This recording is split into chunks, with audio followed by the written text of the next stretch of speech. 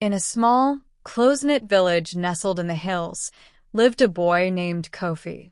His family was not poor, but they were busy with their own struggles. His father worked long hours in the fields, and his mother had her hands full taking care of the home.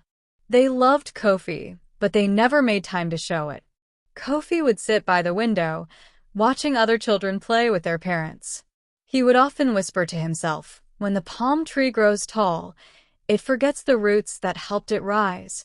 The elders of the village, though respected for their wisdom, never paid much attention to Kofi either.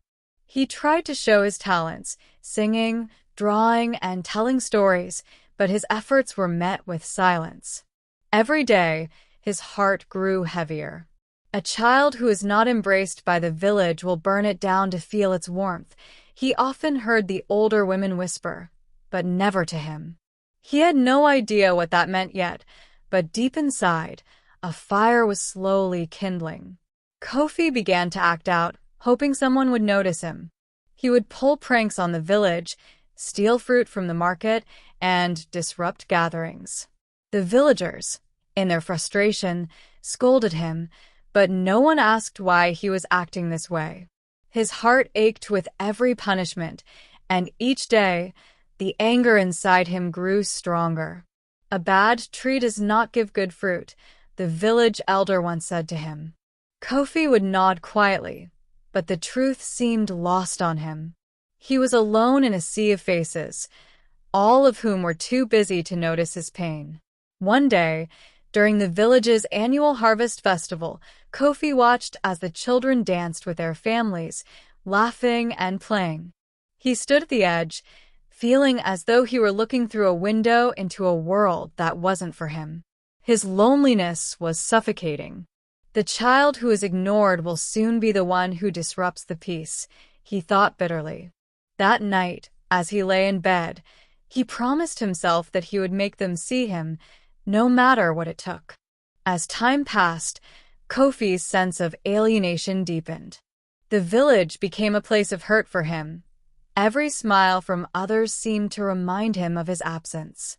The elders continued their gatherings, the children played in their fields, and Kofi, he felt like a shadow. He tried to speak to his mother, to tell her how he felt, but she was too tired to listen. "A child's cry is like the wind. It is heard, but no one listens," she would say, her mind already elsewhere. One evening, as Kofi sat outside the village's storeroom, watching the flames of a small fire flicker, something inside him snapped. The warmth of the fire seemed to offer what he craved, the attention he was denied. He stared into the dancing flames and thought, "If I set this fire, they will all have to look at me." He wasn't thinking about the destruction it might cause. He only wanted to be seen, to be acknowledged. In that moment, he felt as though he had no other choice. His anger was his only voice, and it was loud. That night, as Kofi watched the village from the shadows, he set the fire.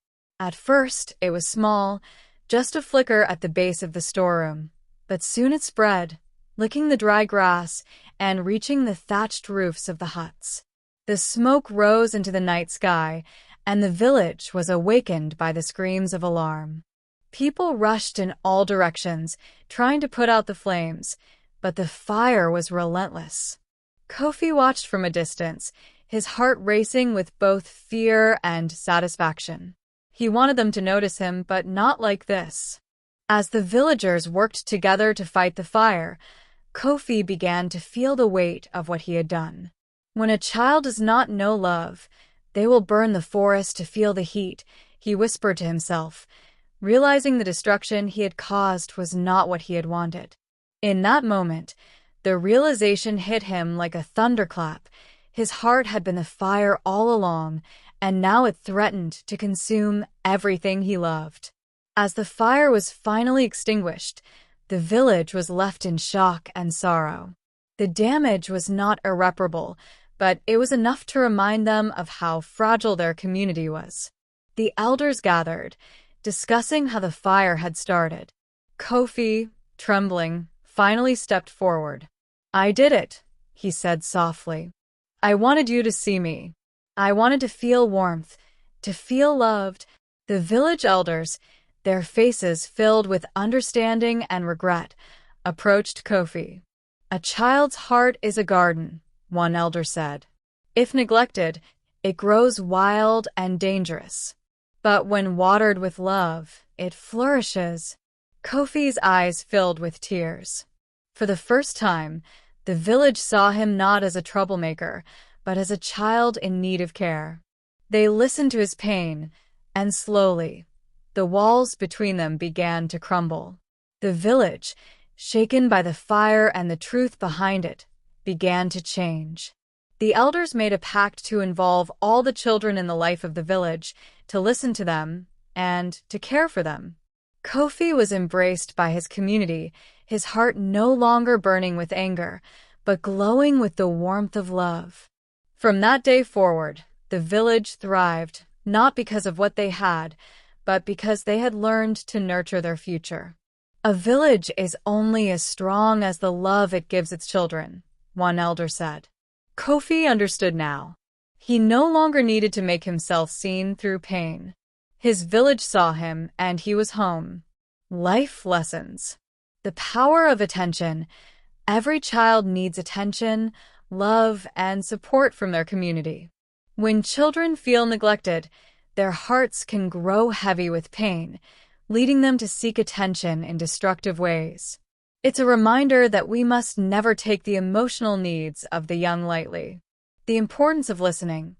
Often, we assume that children don't need to be heard, but they have important voices.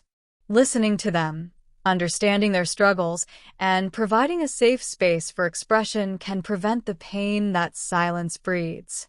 Nurturing, not punishing. The elders' realization that Kofi wasn't a troublemaker, but a child crying for help, teaches us that discipline without love and understanding can have harmful effects. A child's behavior often reflects unmet emotional needs. Healing through community. Kofi's story teaches us that when a community comes together to support one another, healing is possible. Strength lies not in perfection, but in the collective embrace of love, care, and attention. Transforming pain into purpose. Kofi's journey shows us that pain can either destroy us or fuel transformation.